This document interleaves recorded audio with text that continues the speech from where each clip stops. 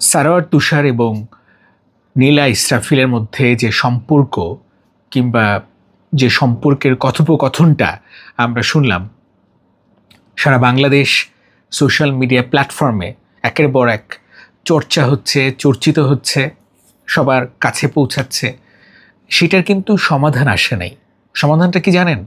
কারণ আরেকজন ভিকটিম হচ্ছে তাজনুভা জেবিন। তাকে বিনা কারণে মানুষ তার কণ্ঠের সঙ্গে কণ্ঠ মিলাচ্ছে, তার ফটোকার্ড ব্যবহার করছে এবং ভয়ানক সোশ্যাল মিডিয়া ট্রায়াল হচ্ছে। এবং কয়েকজন ব্যক্তি, বিশেষ করে ইলিয়াস হুসাইন, তার এত ফ্যান বেস, তার এত পপুলারিটি, তিনি পর্যন্ত সঠিক তথ্যটা দিতে পারেন নাই, যে কারণে ডক্টর তাজনুভা জেবিন তাকে নিয়ে কথা হচ্ছে। কিন্তু আসল অডিওটা এবং আসল মেয়েটা হচ্ছে নীলা ইসরাফিল।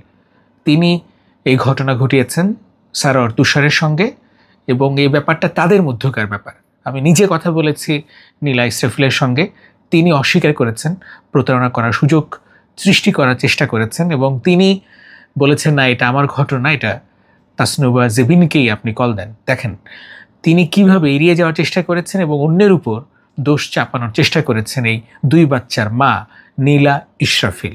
নীলা ইসরাফিলকে জানাচ্ছি পরের ভিডিওতে।